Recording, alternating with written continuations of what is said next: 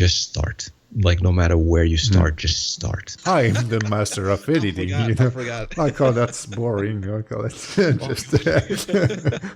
With over 20 years of experience, he has shipped so many successful games, and he has become a voice and a guide through his YouTube channel for a lot of animators trying to make their way in the industry. I had a blast recording this interview with Harvey Newman, and I really hope you will enjoy it too. But before we jump into the interview, a bit of self-promotion.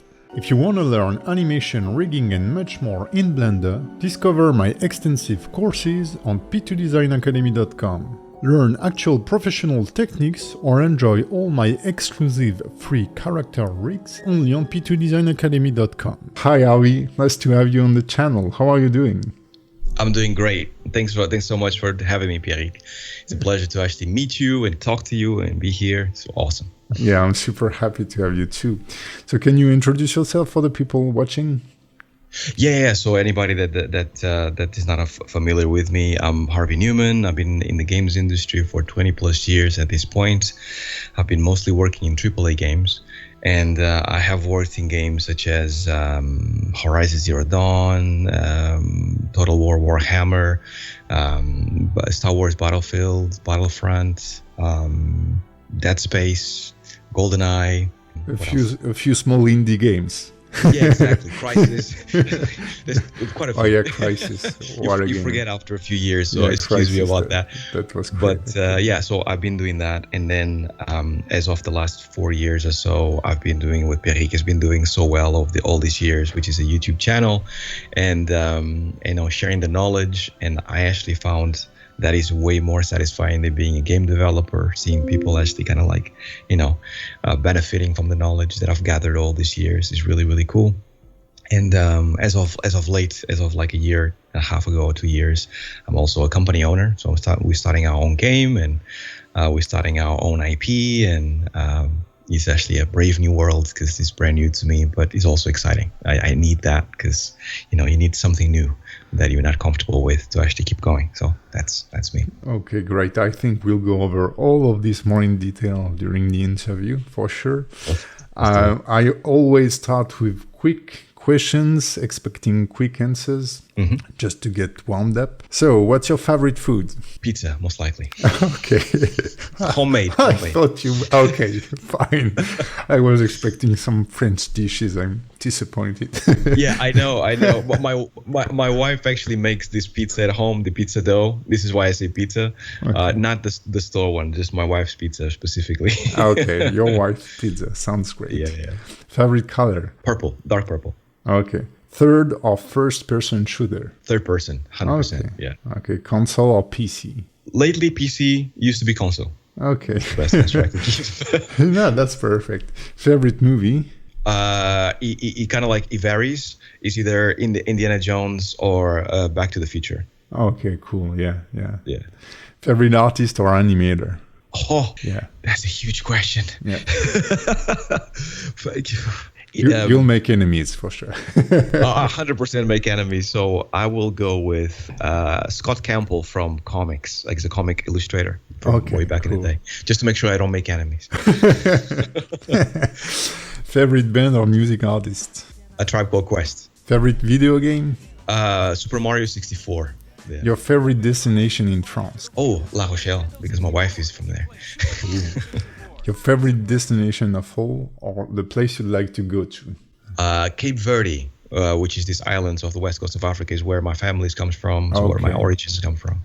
Okay, it looks beautiful indeed. It's amazing. It's amazing. Okay, so I'd like to know how you did get into animation, your path at college or whatever.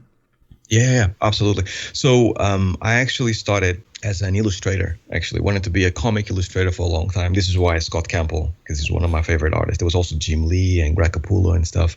And I started at around 14 years old. And I wanted to be a comic artist until I was about 18, 20.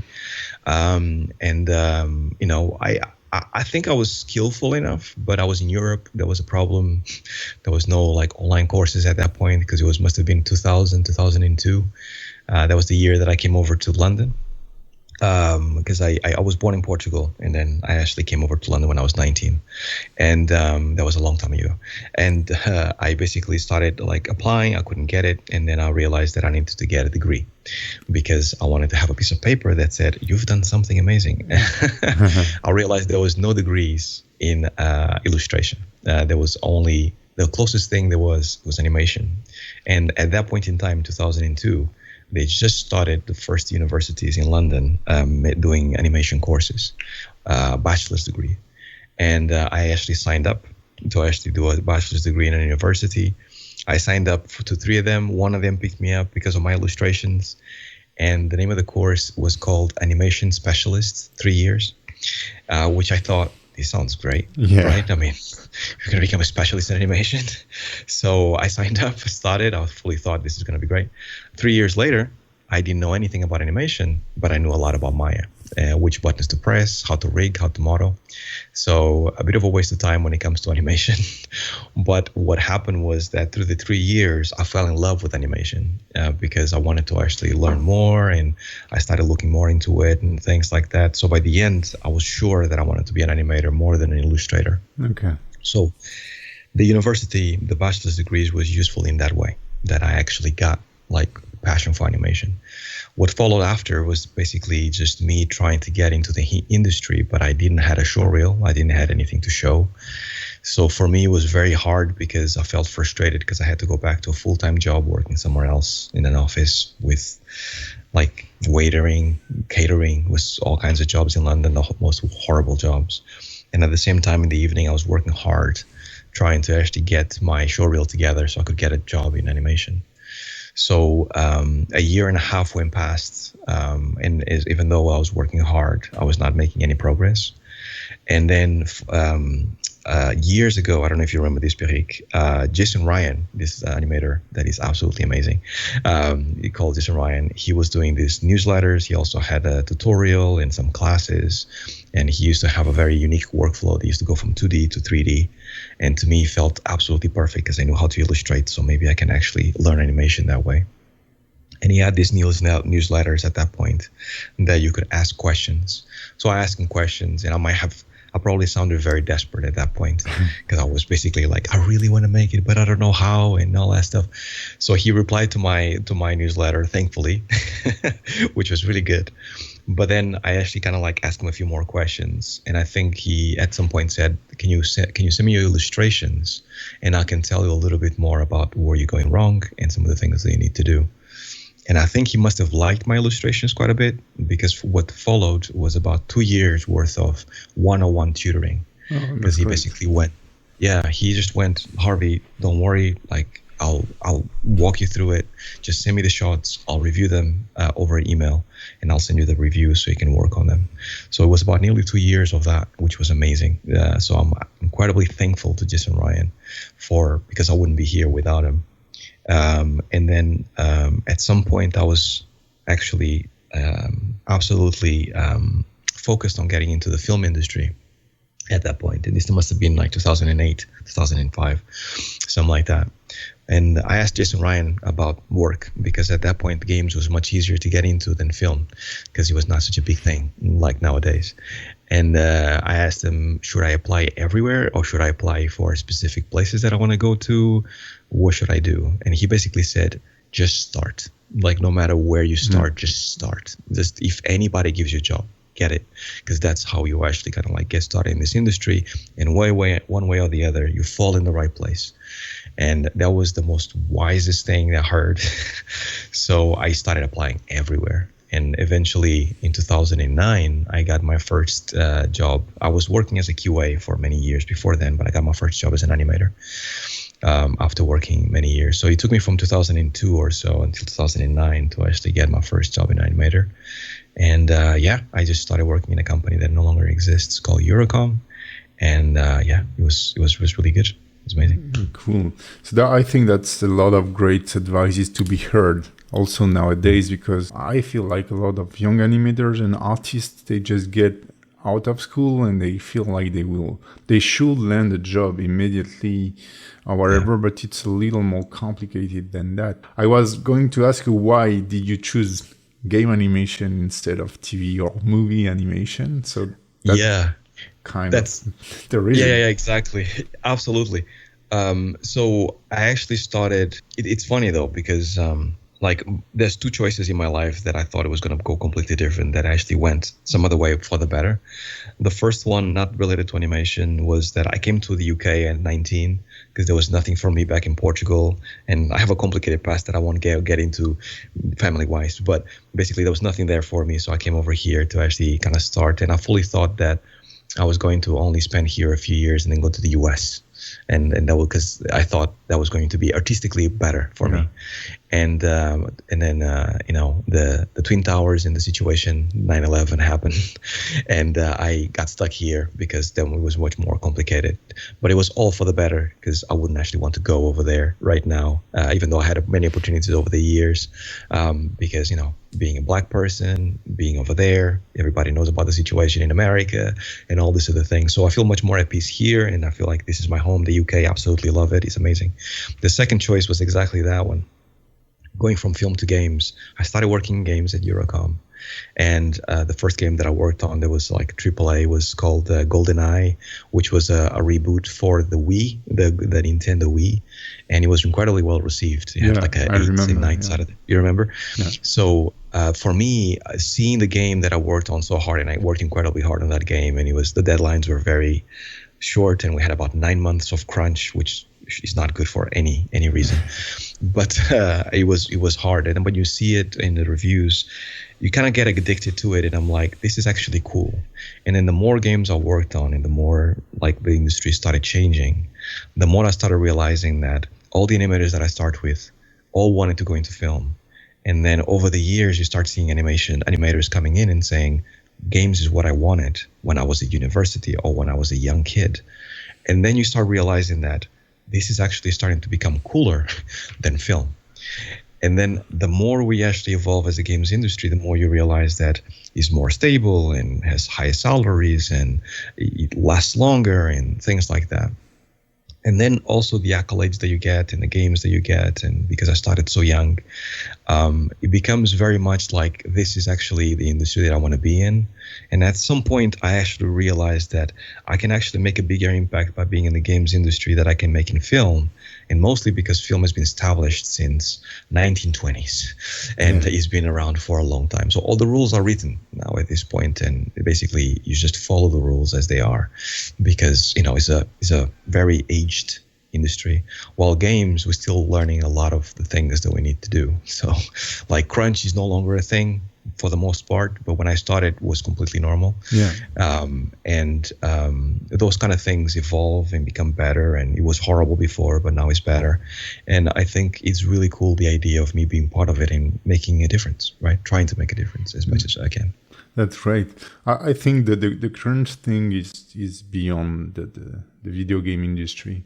When I first in my first job, I used to work like 70 hours a week or stuff like that. And it was not normal, but, people that really wanted to get through it and make a career, that was a norm. Nowadays, people tend to try to manage their life balance a little better, I guess. And it tends to bleed over the companies and stuff. So that's always great. Okay, that's super interesting. Yeah. So for you, what are the main differences and challenges relating to that medium, to game animation compared to movies? So the main challenges? Yeah.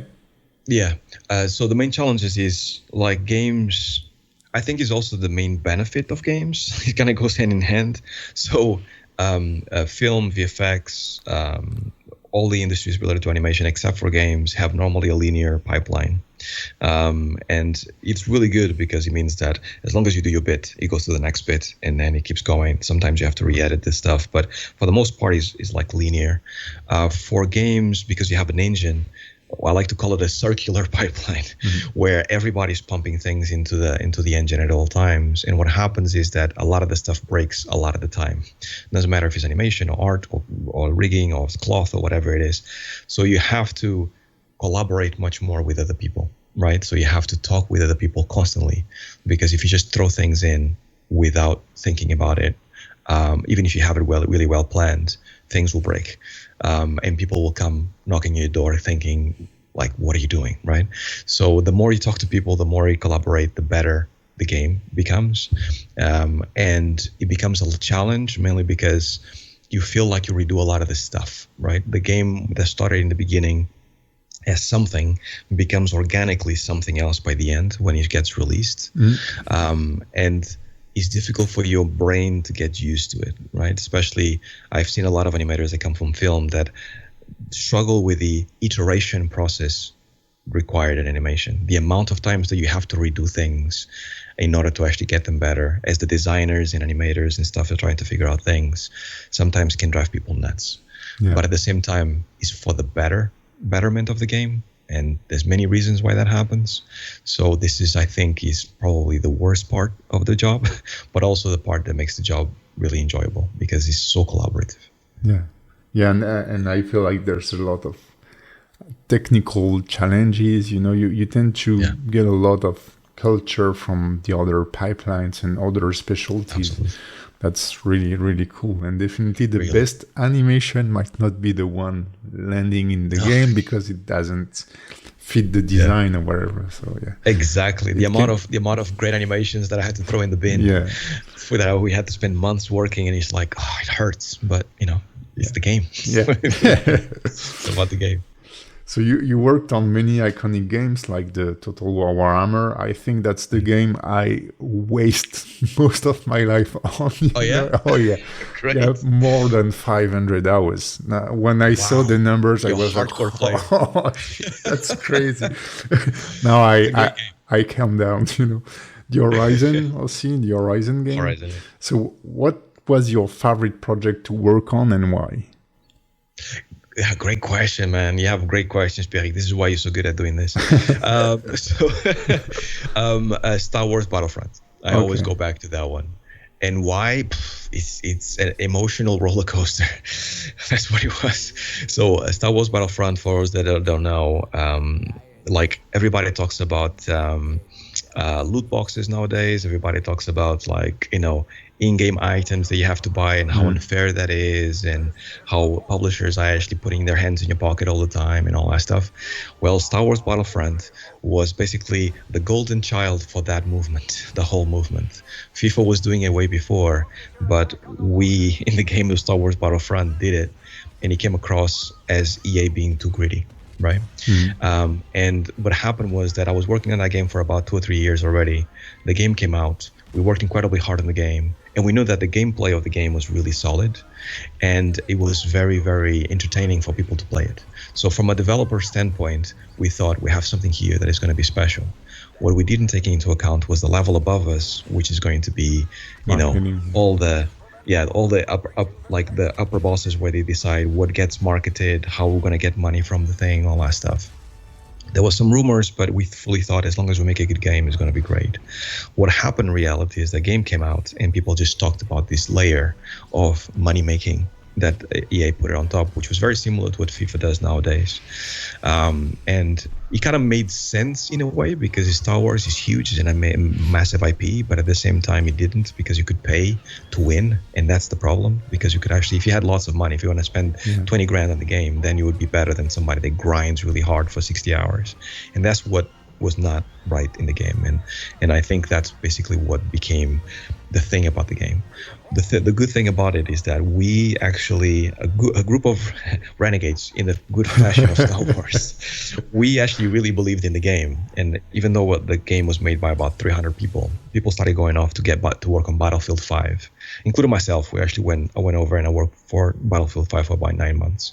But we all wanted to come back to Battlefront because we were like, let's allow us to make the game better for what it was, because the nucleus of it is solid, so allow us to actually make it better. So about 70 people, handpicked by the game director, actually kind of came back to the Battlefront IP again, and EA gave us about 2 years to kind of get the game right.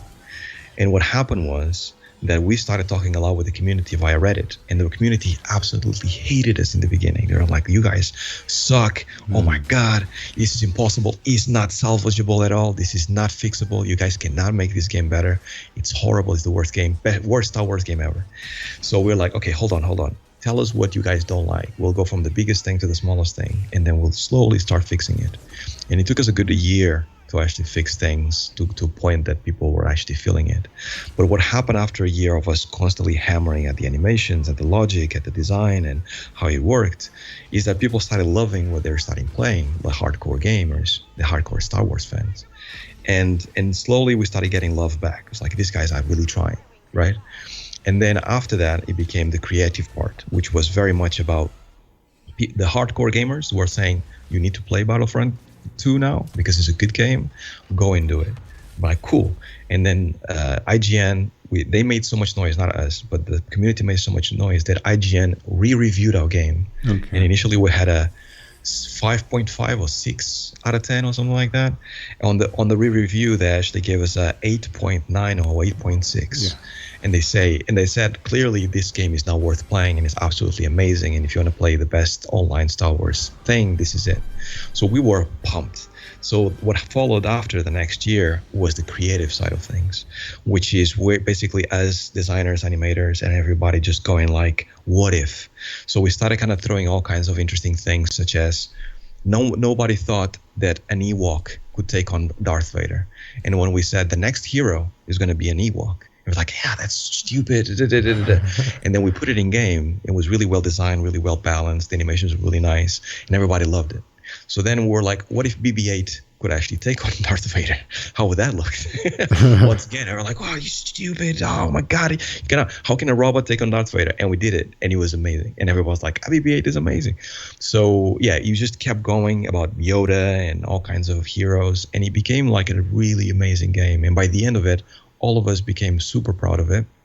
And before the game closed doors, because unfortunately EA could not support it anymore due to server cost, we actually put a picture of us on a specific room as an Easter egg. And it was basically the 70 of us together, the Renegades dressed in Star Wars clothes. Cool. And people could actually kind of like unlock it if they worked together in multiplayer and stuff. And it became a little bit of a momentum for us, which was great. So that was absolutely the best project for the worst and the best reasons. Was great.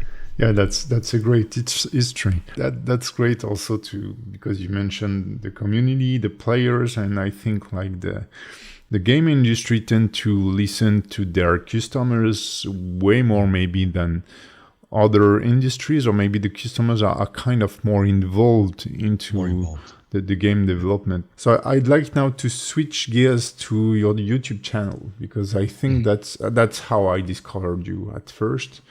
And your seems to be like into a mission, I feel like, with your YouTube channel, trying to motivate people and give them like, I feel like it's not really focused on animation itself, but more on the industry and how to manage yourself in a career, basically. So why did you create this YouTube channel at first?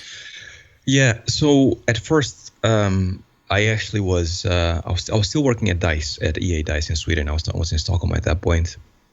And I think because of working on many, I think at that point I must have had, I don't know, like quite a few years of industry experience under my belt. But I started feeling almost like there must be more to this than just creating game after game after game. That's kind of how I started feeling, because when you get a few AAA titles under your belt, you kind of go, is that it?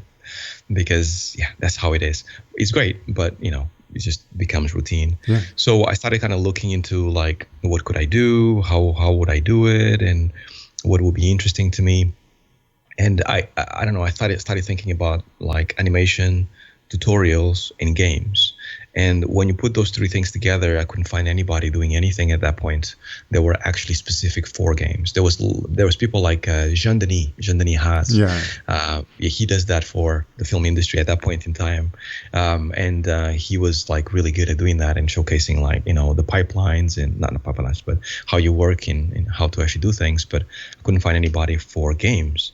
So I was like, wouldn't it be interesting for me to unveil how animation is in games? Because even on the interviews that I had with people, when a lot of the time you asked, what do you think animation in games involves? Or what do you think you're going to be doing day to day? People don't know.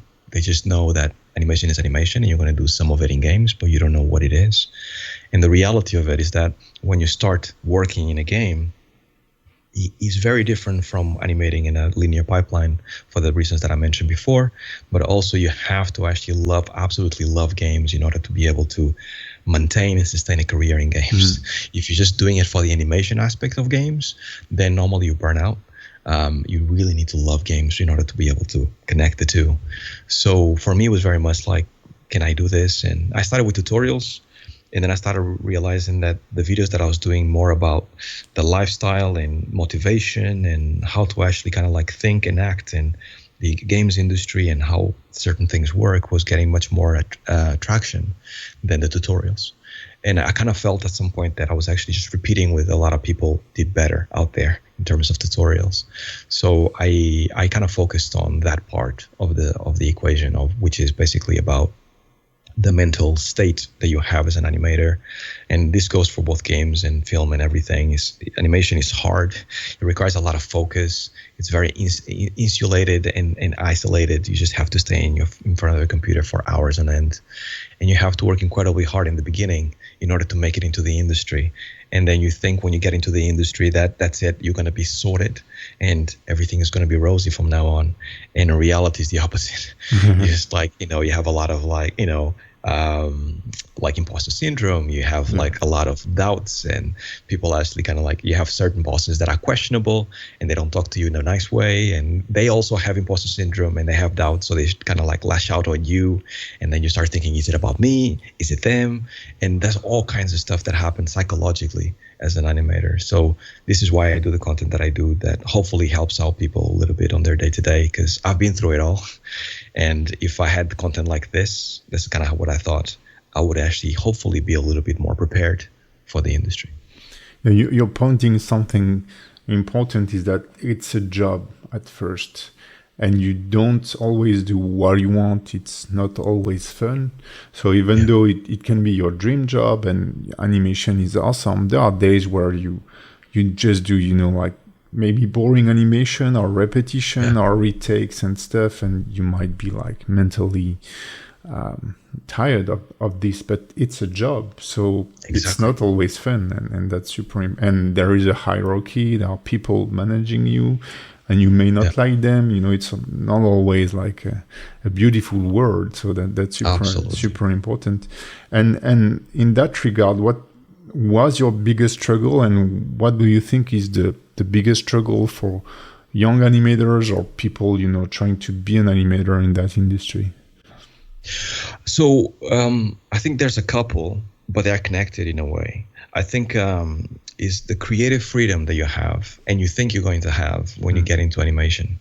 Like the way it goes normally is that when you are kind of like, so I don't mean to self-plug here, but I'm actually dropping a video about this. This is why it's fresh in my mind.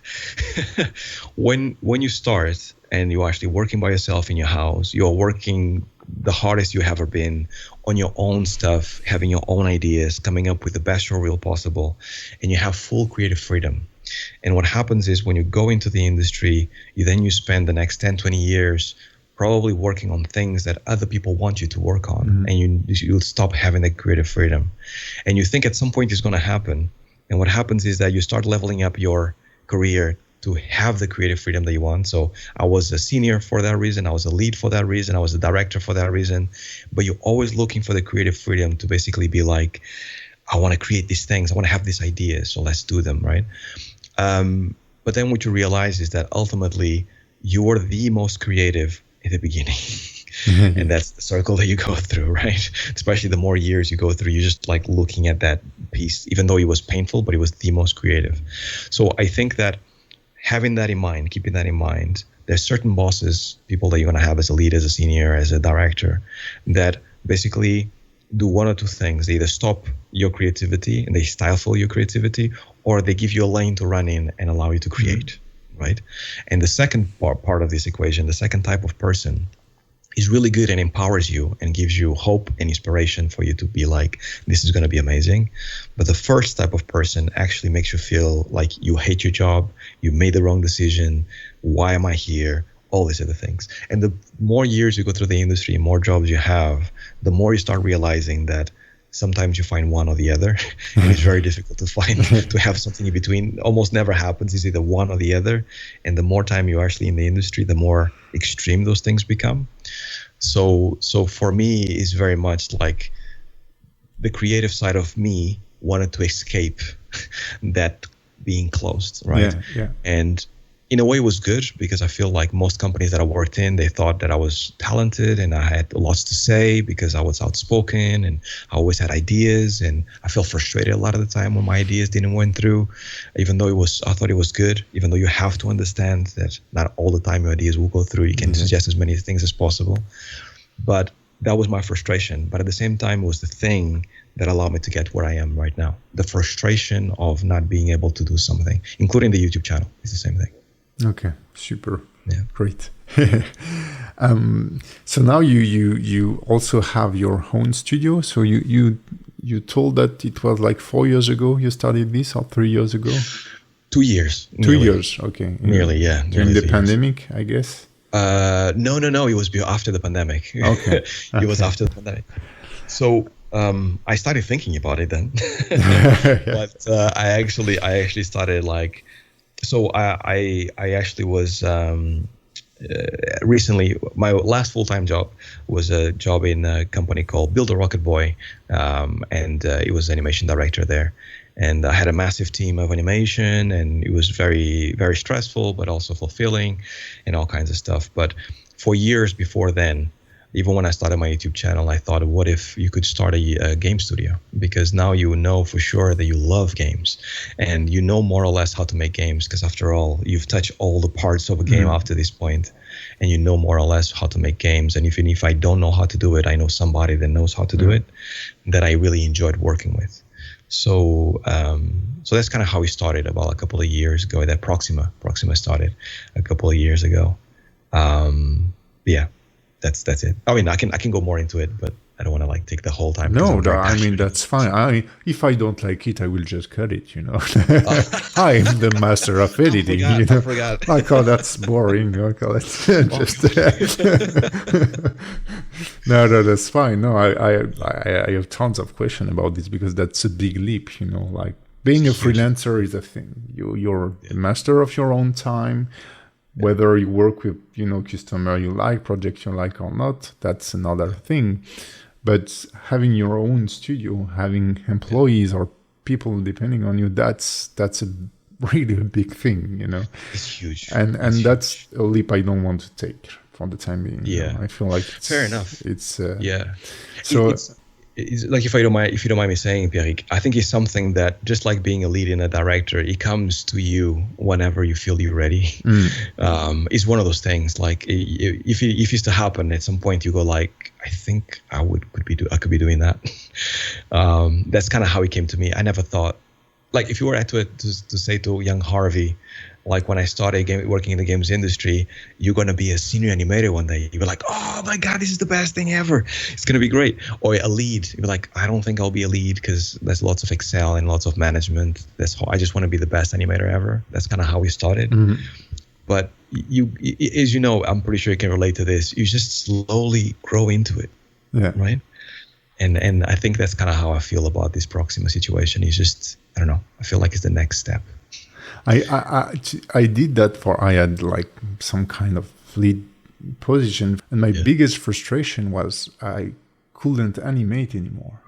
You don't have time, you know. I will animate maybe your brain. 5 hours a week instead of, you know, 30 to 40 hours a week, and while I was into was the craft. So I guess you're taking pleasure and you enjoy that through other, I don't know, other stuff. But do you still animate for your game currently? Maybe a bit of R&D or stuff like that? A little bit. So I actually, we were talking about Rich Alico in the beginning. Yeah. And Rich Alico is also a good friend, and he's really good. And I remember talking to him at some point, and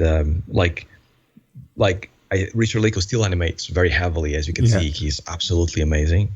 And for me, it's weird, but it's almost like the same thing happened when I was illustrating for many years and I wanted to be an illustrator. And when I went to do animation, I stopped illustrating, which was a mistake, actually. I should have continued because illustration helps you in your animation. Yeah. But I just went into animation head first. For this, it was actually being a lead and being a director in a few teams that I had gave me a lot of pleasure in a different way, almost like YouTube. Seeing people like having accolades and being like recognized for certain things, it's really cool. But what's cooler to me was basically seeing those people that you actually think, man, you're such a good animator, then have accolades of their own, and you having a little bit to do with that story, right? It feels incredibly fulfilling because just like me and Jason Ryan, that he helped me in the beginning as a tutor, like I will forever be thankful to Jason Ryan because otherwise I wouldn't be here. And if I can actually do that for other people, just like he did for me, then it's great. So this is why leading and directing became a good thing. And then the whole idea with Proxima, in a way, is kind of the same thing, just bigger, is anybody that I worked with over the years that I had in the industry and all new people that I've met that are also all really talented, what if I could gather them in one project? And like, I think they are amazing.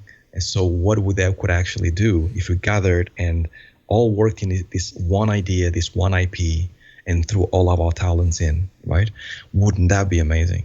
So that's basically what spurred Proxima, right? Yeah, cool. Yeah, you get a lot of instant recognition when you're an artist, when you're an animator. I did this animation, people say, oh, it's awesome. And they will think about you whenever they see this animation. But definitely the pleasure you may have when you're able to push someone to be better or to be part of a project. And that's personally like a deeper pleasure, I guess we can say that. And but it doesn't show. Exactly. It doesn't show to the world, basically. But you don't have the recognition. It's not like you can actually put it on a CV or something like that. But as we said off camera, it's such a small, and that's super important. It's such a small industry that the good you do to other people at some point, and that's something true in life in general. The good you do for other people at some point will pay off, will pay off. So it will come back to you in many different ways. I'm a big believer in karma and all these other things, and it's kind of the same, like, genuinely, because if you do good, like, people will come to you that you would never expect. Like, I remember, for example, Sean Kelly, which is one of the founders of Animation Mentor, one of the three founders, and Carlos Baena. At some point, I was like to me, they were like an example on what to do in animation, because they were like, you're giving away so much to the community and stuff. And at some point, they recognized my YouTube channel, saying you're doing an amazing job. And I'm like, damn, my channel is like reaching them. What does this mean? And I felt like that was the best day ever. And Richard Lico as well. Like, at some point, he actually told me, like, your channel inspired me to do these other things and to talk in a certain way on camera. And I'm like, Richard Lico is looking at me for things. Like, he's way better and much more experienced. So why is this happening? So this is what I mean about things coming back to you. You just put out good in the world, and then at some point, something will come back to you, but you just have to be consistent and do it for a long period of time. And don't do it if you're waiting for recognition. You don't do it, exactly. Absolutely. Just do it because it's just enjoyable to see people be happy about what you do. I think that's passion driven. Whatever you do is the most important thing, and if you're not like too cruel or a dick, we'll cut that, or not. We'll see. You should be fine in the end. So that's I know I kind of guess your answer, but I know that you're working on a game. Can you tell us a little bit about this game you're working on? You can say no. No, I mean, I can say a little bit, but I'll be super vague. People will be like, what is he talking about? But if all goes well, we should, like, the world should know a little bit more about the game over the next few months, if all goes well. But we're working on a game based on an IP that it's already out there. We have the writer and the illustrator of the IP, if I say that, on board. So they are the creative director and the narrative director. and my title is basically CEO and game director. And we have about 22 people already working on it, and we basically everybody in the team is senior, so they have been doing this game making for a long time, which is great. And we move at a very fast speed when it comes to creating the game, mainly because we know what we are doing. We're not experimenting too much, so we just know exactly what it is. And it's basically a space opera. It's the best thing I can say. And it's single player, it's narrative based. Okay.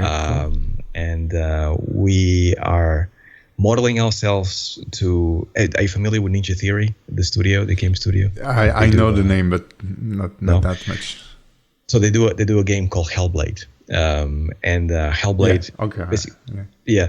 So they were a huge studio back in the day, in the mid to early 2000s, and they had like hundreds of people, and they downsized on purpose to kind of like keep the love and the passion for games. Now they must be around 50 and 70, I'm assuming. And what they do is actually focus on creating the best games they possibly can. And they've worked together for many years together, so they know exactly how each other's work. So they bring the best out of each other. And we are modeling ourselves into a similar system of like keeping the studio small. We're going to keep it to 30 to 50 people, maybe max. And then the whole idea is for us to kind of like, this should serve as a vehicle for experienced developers and junior developers as well to actually have a lane to run in. So basically, if you come in, you don't come in because I'm going to tell you what to do. You come in because of your ideas and your creativity. And then I fully expect that if you come in as a level designer, I'll be like, this is what I would like to see. Let me know if this works, and let me know if you have any ideas on how to make it better. Mm-hmm. And then normally what happens with senior developers is that they go, this wouldn't work, but check this out. This would work much better. And then you're like, oh, snap. And your head explodes. And then you realize that their idea is so much better than your idea. And this is what we're finding over the last year and a half or so that we've been working. They're just gathering all these people that are creative and they have experience. All of a sudden, the end product becomes way bigger and way better than you ever expected, right? Because everybody's just like inspiring each other. Everybody has this idea, and then everyone's like, wouldn't it be cool if this happens? What about this? What if we actually spin it this way? And it just becomes this creative bubble that everybody's having fun and all that stuff. And just for the record, we are bootstrapping, meaning we are investing our own money into the studio at this point. So basically going broke a little bit. But at the same time, I guess so. What the flip side of this is that everybody's having a lot of fun. Yeah. So for me, what makes me more proud right now is that the team is having absolutely a ball of a time doing it. And also we are creating something really special. The product is really, really solid and looks absolutely amazing, humbly saying so. We really believe that at some point, a publisher, an investor, somebody will come along and do it. But the benefit of this all is that we can actually go, the further we go this way without having investment or a percentage of the company taking away from us, the more we can keep it in-house and the more we gain from it. So if an investor comes in or a publisher, they can no longer say so much about you need to change this, and the other, because the game is becoming solid, more and more solid the more we work on it, which then becomes like something that we can actually just spin around and say, look, you had this and it's solid, don't change it, right? A lot of the times when you come in with just a piece of paper with an idea, when we come to a publisher and they go like, you are recognizable, let's do it. Here's like millions of dollars to do this thing. A lot of the time the publishers have a big voice on how things should be done. And that normally deters the game some other way, and you end up with a game that it was half of what it could have been. Yeah. So the creative freedom you lost at first in your career, you tend to recover it right now at the cost of your own wealth in a way, and I think that's so it's happening a lot lately. I feel like with Theorycraft, Frost Giant, and many like heads, studio heads or whatever that are leaving big studios to create their own adventure, and that's super interesting. And I feel like people need to understand that those big companies get criticized a lot, but they are here to make money at first. To make money. And to pay hundreds of people. That's, I'm not saying that they are taking good or bad decisions, but someone need to take bad decisions at some point to do it. Absolutely. And it comes to my next questions. There seems to be a lot of mutation and changes in the game industry and in the artistic industry, I would say, lately. Do you have any take on that? I guess you. Oh, yeah. I could talk about this for days. So Let's I'll give go. you the short version. So I keep going about it in my videos, in my channel, that the games industry is a young industry. And I talked before about making a difference in all these other things, which is one of my motivators to actually make sure that this works well. But I think the games industry at this point, we are at an inflection point where we are changing and it's happening before our eyes. And sometimes things need to be worse before they get better. And I think that is basically what's happening at the moment. I believe, I might be completely wrong about this, but I believe after working in this industry for 20 years and actually making physical games that came in a box and things like that way back in the day, I think that the AAA industry as it's known is changing quite a bit because it's very hard to be sustainable the way they are going. The games are taking longer and longer to produce. Cyberpunk only got better now, and they only take 10 years to actually make it better. And they invested hundreds upon hundreds of millions. Great game nowadays, but when it came out, it was broken. And they already had spent 7 years working on it. And they're getting more and more expensive, so the money cannot, especially in the situation that we are right now, is not limitless anymore. It used to be, not anymore. So people are very cautious about investing, which is affecting us as Proxima as well, because being a brand new studio then is difficult to get investment because people are very nervous nowadays. But the shining light of this whole situation is that what we call the AA studios, which is in between indie and, AAA, they are basically showing us the way forward. They are basically going like, you can have a smaller team with a smaller budget, with a lot of passion that can create something that is more profitable than what a AAA game is making right now. And I think a lot of AAA companies are looking at those games and going like, so hold on, we spent 300, 400 million in this game and we made either broke even or we lost money. And this game spent 20 million working on this thing with 5 people and they are making more money than we made from our 300 million investment. What's wrong, right? And I think that, I don't know exactly where we're going. I just know that that is happening.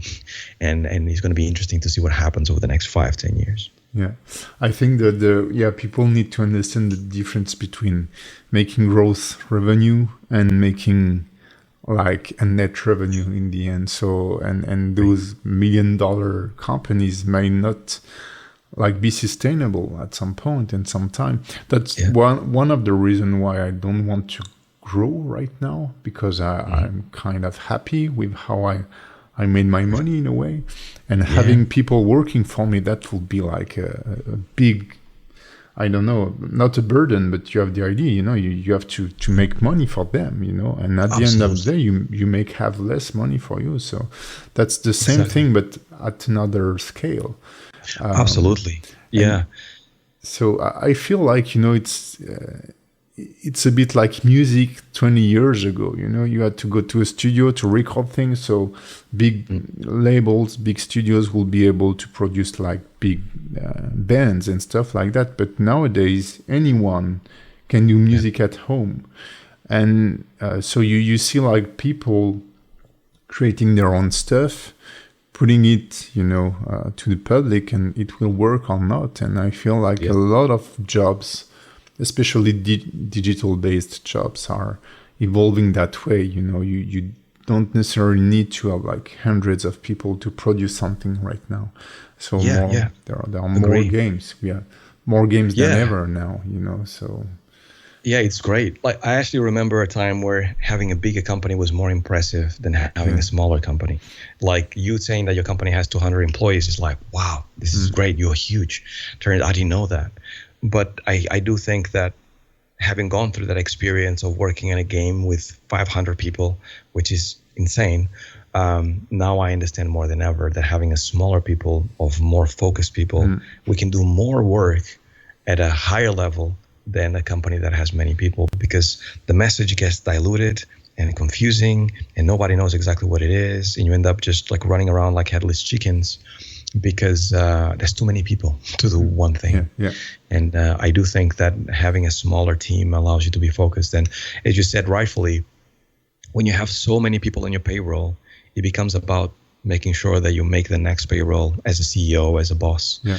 Because like seeing 100 people out there that you have to pay them every single month, and then maybe this month was not super profitable, or maybe you didn't sell as many units, and now you're actually worried about getting to have a loan for these people, so you keep them, or anything like that, must be one of the most stressful things that you can do. So for me, once again, is another incentive to have a smaller company that it might take longer to make games, but at least we make a better quality and have more fun doing it. And it also means that all the profits that we have can stay in house instead of actually kind of going to a publisher or to somebody else. The thing is that when you're under that financial pressure, this is where you start to take bad decisions, basically. Cutting in the quality or rushing the game, and in the end it get out with tons of bugs, or the design is not finished, and that's complicated for sure. So that's I mean, it must be so hard, because all of us in the industry want to make good games, no matter if it's like, I don't know, like recently Gollum came out, the game, and it was like the worst reviewed game, and people look at it and like, oh my god, where did it go wrong, and all these other things. But at the same time, I know how production works. I know how games work. I know how we'd never have it figured out when we start, and it's just the game kind of comes together towards the end and things. So I don't blame them, because there must have been many choices they had to do that were very hard choices that led to the game being this way. And I feel for them more than anything, because most likely when they started the project, they wanted to make this project better than Shadow of Mordor, which is a huge game, but unfortunately they didn't hit the mark. So it must weigh heavy in your head when a game comes out and it has like 2 out of 5s and 1 out of 10s or whatever it is, and it's your creation and you are in charge of the game, in charge of this. That's must be hard time, for sure. Another big question, or big small question, do you have any take on AI? I do. So I made a few videos about it as well in my channel, and I do. I think, I have a feeling it might be scary, or maybe not so scary anymore. At least a year ago it was very scary. Now, maybe nowadays it's a little less scary. But I do think that AI is here to help us more than actually take out jobs. I think that the government and people are actually taking it more serious about making sure that the AI platforms vet their images and vet their things and worst sources and things like that. And I also think that animation, I might be wrong about this, but I think animation is way too complex for any one AI to make something that is unique, right? So I think about the genie in Aladdin, for example, or Tarzan, the animation, or I don't know, Pixar, how they put their movies together and give a soul to an animation, and everything has a soul. I think AI is really good to kind of mass produce things. I do not think they are actually great at doing individualistic work that actually stands out from the rest. And animation is very much like that, especially when you start. It's very individualistic. And what happens as well is that when you hire somebody as a studio, it doesn't matter if I'm a studio owner or if I'm working for somebody as a lead or a director, you need to hire an animator. You are looking all the time for what makes these individual specific for this job and what makes them stand out from all the rest they came out. So if all animators were to use AI to make their animations, most likely we'll fall into the territory of like all animation starts to look very, very similar. And I don't think that's what we want. At least for me, when I hire for your creativity. I hire for your out-of-the-box thinking. You cannot be, like, even if you're not like a great animator, a polished animator that have lots of experience, if you come up with great ideas, I prefer to hire you than to hire the animator that comes up with very polished work but has no ideas, right? And there's many of those out there. So for me, that creativity is very unique to individuals, and I don't think that like AI can do that. And once again, I might be wrong. Maybe 10, 20 years from now, this becomes a quote and we're like, this guy said, but I genuinely believe that. I think that individual stuff that you can bring to your art is what ultimately gets you a job and ultimately makes you a good animator. Mm-hmm. Yeah, I think it can help speed up the process at some point. And I think we see Cascadeur right now. But still, when I see like non-animators making Cascadeur animation, they suck, I mean, It's, Exactly. you know, that there's no like super contrasted poses or whatever, you know. It's just like, yeah, it looks believable or it's kind of fun, but it's not great animation.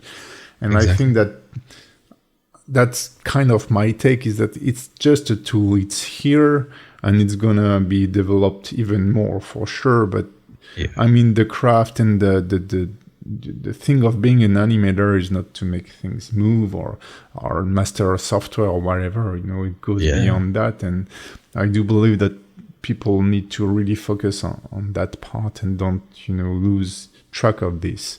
Whatever job you do, it's like, I think being a human is kind of an important part of our job in the end. Agree. and if I may add, Pierrick, I think that what a lot of movies, sci-fi movies, have taught us is that even if people go hard in AI and it becomes really amazing and it becomes like there's some really amazing animations or art or whatever, I do think that like the individual art will always be more important, mainly because it's going to stand out. I think what's going to happen is going to make your individualistic art to stand out more from the rest. Yeah. People will ask, how did you do this with the AI? And you're like, no, I didn't. I did it myself with my brain in my hands. And like, what? That is amazing. So you will become even more special, if that makes sense, because it's very, very hard to do it. It's just going to make our jobs as animators more amazing, basically. The big thing is that we are just, and that's the thing for all the industries, we are increasing the quantity thanks to any tools. Like cars are no longer made by hand, those are robots doing it. So some people may have lost their job, but others have different jobs.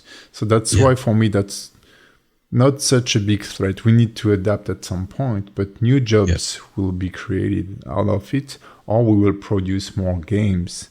And in the end, better animators will do better animations, and better game designer will do better games. So those games will succeed. So I think, a great analogy. You need to. I mean, it has never been easy when you told your story, you know.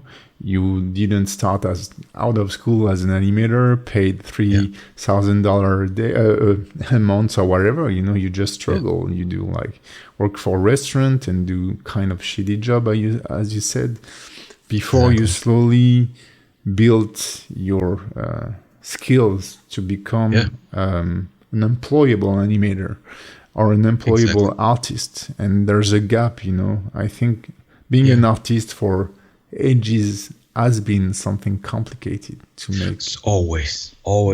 And like, I liked it. That's a great analogy, by the way, Pierrick. What I like to actually equate it to is like being handmade nowadays. There's lots of stuff being made by factories and things like that. But when you buy something handmade or something limited edition handmade, all of a sudden it becomes so much more expensive, but also so much more special. Watches is a good example, right?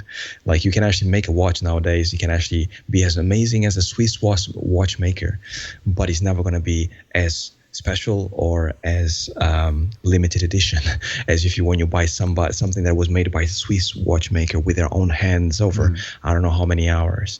So I think that's what we're going towards. And the thing is that there's also fulfillment, like personal fulfillment, doing an animation by hand or drawing or whatever, and asking AI to do it.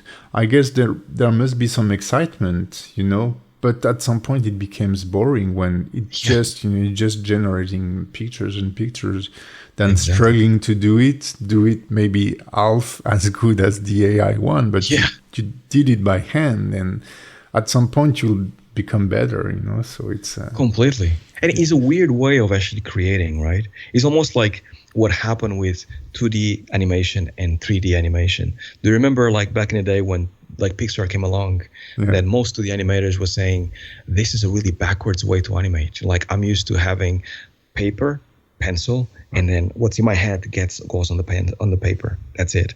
So now you're telling me that I have to stare at the screen, press all these buttons to make the same thing. That I think AI is kind of the same. Like you have to enter a certain prompt, and the longer the prompt and the more specific words you use, the better art quality comes along. but it's kind of backwards. I don't know. It's just you're entering words to create a piece of art that normally you would actually just do like this. It's I don't know. I don't think this natural. We've been drawing and doing things by hand since the beginning of mankind. So it feels we're going further and further away from that creative side of the brain. Yeah, and I do believe that really satisfaction will go down too. I don't know. Exactly.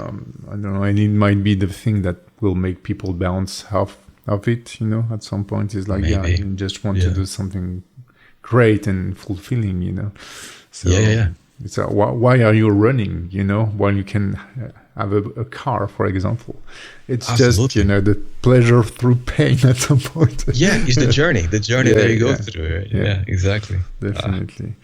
So do you have, you were saying that you hired people that kind of stand out, because of their creativity and whatnot. Yeah. So do you have any advices for young animators or wannabe animators to take the good path in a way to land a job at some point? To land a job. So I do. So I think that it's difficult because young animators normally are focused on tutorials, software, and basically working on their skills. Those are the three things that they're working on.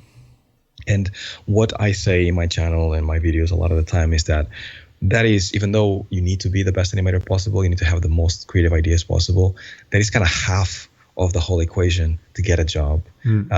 In games, at least, like whenever you get called for an interview, or whenever I call somebody for an interview, is because your show reel showed me something very different from what I've seen out there. I'm curious about you as a person. So now I want to interview you as a person to see if you fit within the team, right? Or if you fit within the project. So you having the other 50% is going to be you as a person. So showcasing your passion, showcasing your love, showcasing what makes you tick, basically be open with whoever is interviewing you, because at least in games, it takes a really long time to make this stuff. Normally it's years to make this stuff.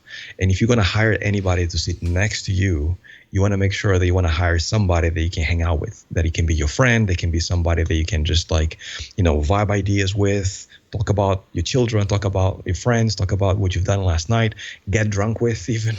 But it needs to be somebody that you can have a connection with. Yeah.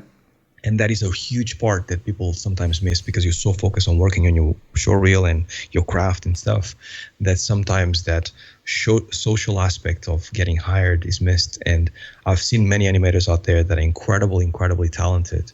And then when I interview them and I ask them, so what games have you played lately? Or what is your favorite game? Or tell me what you liked about that game. They go, I don't know. I just animate. I guess, I don't know, Last of Us. And what do you like about Last of Us? It's a very successful game. And then you know that the person doesn't have the same kind of likes that you have in terms of loving the games industry and what makes you tick about the game and looking at the specifics of the game and things like that. When you start talking that way, all of a sudden we can start nerding out about all kinds of stuff, right? Because if you tell me I like how the clickers in The Last of Us made you feel a certain way, you're like, oh yeah, that was amazing. And then we start vibing and I know that you're the kind of person that I would like to hire, right? So make sure that you do your due diligence. Make sure that at the same time that you're actually working on animation skills, you play games. So you find out what work makes it special, right? Because if you start dissecting the games and looking at the details, just like film, if you're not going to film, we'll look at film, analyze film, frame by frame film to make sure that what makes them special. Same thing in games, because they will ask you, people like myself will ask you about things like that. And if you just brush it aside and be like, I'm here for the animation, that's it. Yeah. It's not going to be enough. The thing is that I think you need to be passionate about the job at first. Because it's, and hopefully anyone, having a job like his job, but it's complicated, and I think artist path is really complicated. So if you're not really passionate about what you're doing, just don't take that road. Just don't take the job. Exactly. If you're doing it for the money, then animation is definitely not it. Might not be the best path. But yeah, definitely you need to love what you do basically, and it will show in your reel. You need to do what you love and what you would love to work on basically. So, absolutely, cool. absolutely. That's great. Okay, I think we reached the end of the interview. Oh yeah? Oh yeah. Great. This is fun. This is a lot of fun, Pierrick. You have great questions. You are a great host. I really enjoyed it. Okay, thank you so much. Do you have any final words you'd like to share? No, much power to you, Pierrick. Like, loving the work that you're doing, loving the courses, the Blender love, and how you go about it. Your attitude, super mellow, super cool. It's really cool to see people like yourself in the industry, and I hope we actually get to meet in person at some point. Yeah, we're not so far away, so we should do that at some point. That will be awesome. Absolutely, for sure. Yeah, cool. Thank you, man. Have a great day. You too. Enjoy. See you. Bye-bye. Bye.